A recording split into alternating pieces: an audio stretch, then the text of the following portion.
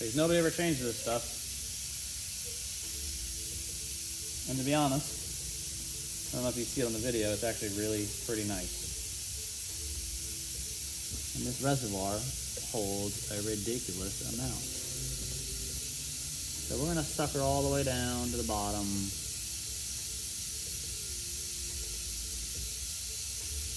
And the way I would usually do this is I would suck it all the way down, and then I would probably crack the line on the bottom, but the fluid does not look bad at all, which is good.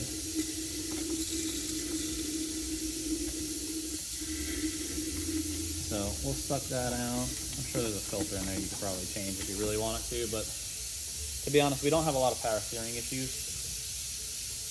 In case you can't hear that, we don't have a lot of power steering issues on this stuff, so we're gonna put some fluid back in that.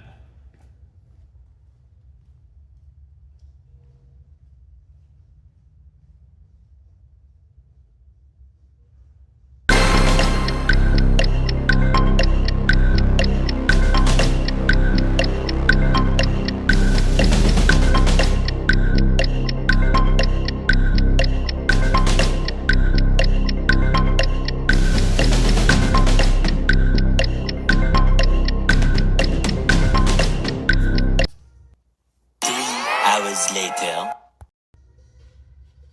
Supercut CHF 11S. Same thing as like a liquid moly central hydraulic oil, and then you pour it without a funnel because you're a boss and you don't miss any.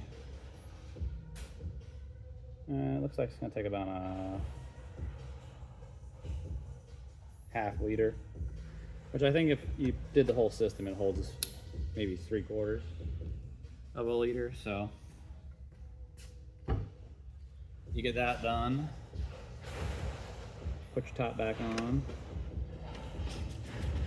Now I gotta go next door where our bulk oil is and get the 530 Top Tech. And we're back. So we have 8.2 liters is the spec. So we have about 8 liters down there, and we're going to use the rest of it to make up this stuff. This is Liquid Moly's Ceratec product. Let me read you the box. It's high-tech ceramic wear protection for manual engines, extends service life to prevent metal-metal contact, less friction, reduce fuel. So this stuff, this was developed. This is an evolution of the Lubro Moly additive they made back in the 40s for airplanes. Basically, it attaches itself to bearing surfaces and gives you like an extra layer of protection in a low oil situation.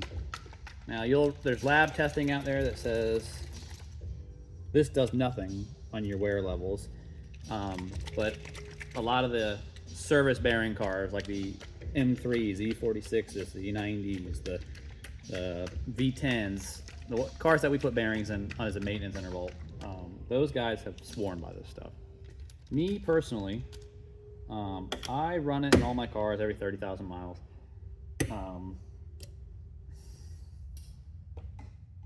We had a car at a racetrack once knock an oil pan off, and it came all the way back to the pits running, and we were able to fix that car. It had 1060 in it, which is pretty thick oil, but it also had this stuff in it. So we're gonna put this in first, and this is 300 milliliters. So you fill that up, and then usually I'll fill this little card out, and then I'll do it to the dashboard, so I tell myself when it will be. And then this is the most fun part, which I'm actually gonna get a funnel for before I make more of a mess.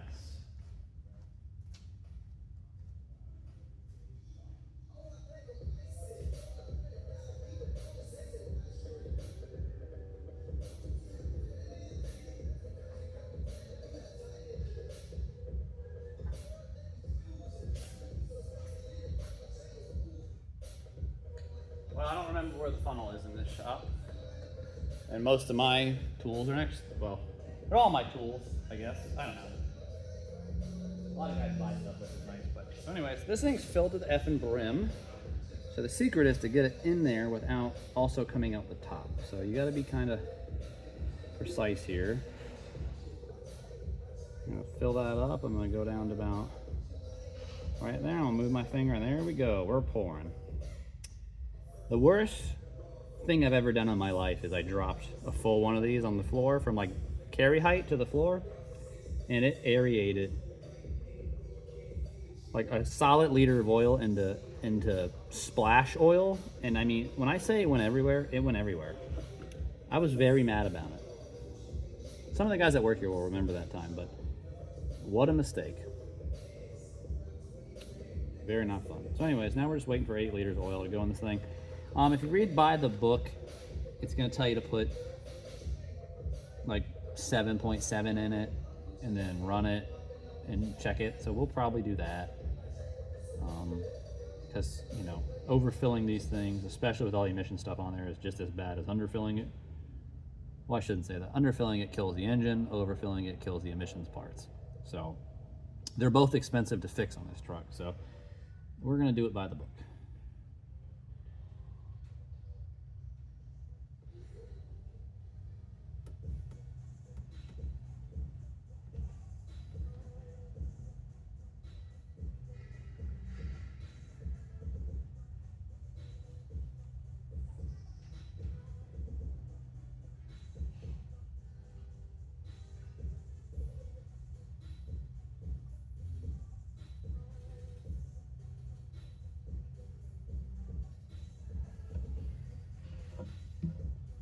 Check how much we got left in here.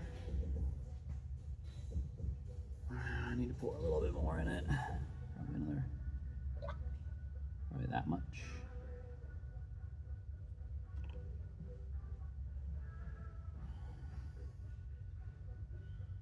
Okay, I'm gonna call that a half quart left in there. We're gonna put that to the side for now.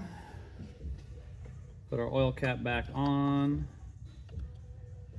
Go, why is this loose? And then realize this is just held on by friction, so that's cool.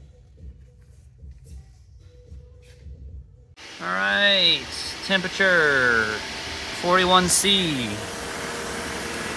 Now we gotta try not to make a mess and pop the level up.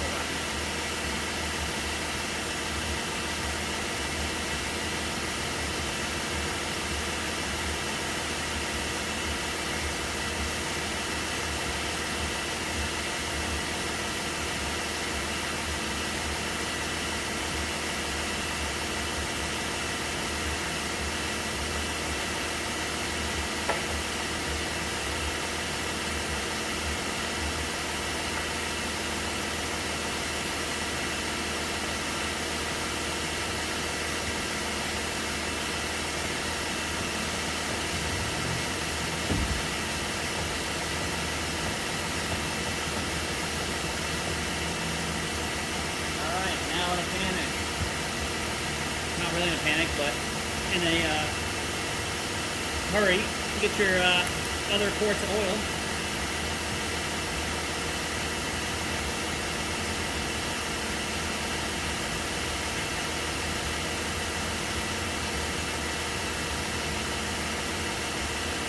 Keep pumping.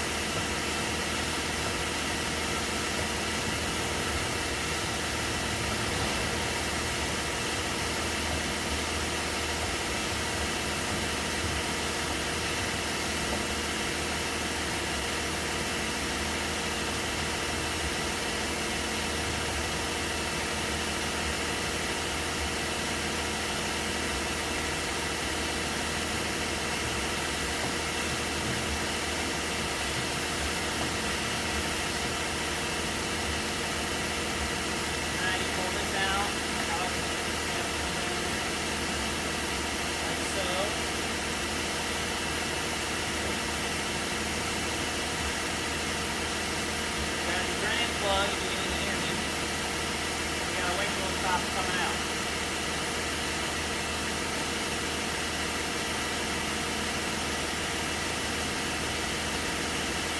About like that.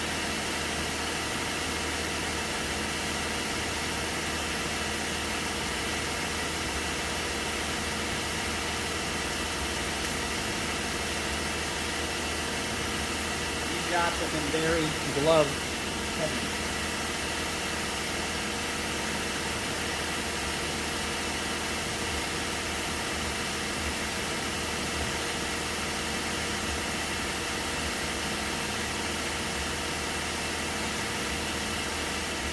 Now I gotta get my big vacuum.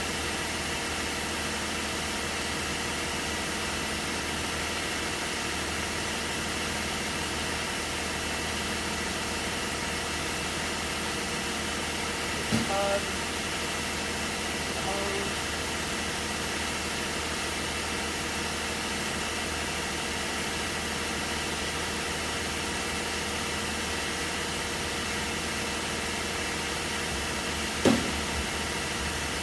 We're at 42 degrees Celsius. Now we let it run until it hits 100.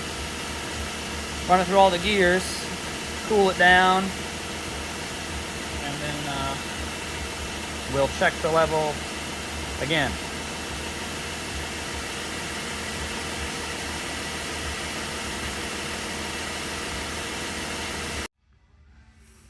Got a big stack of wheels.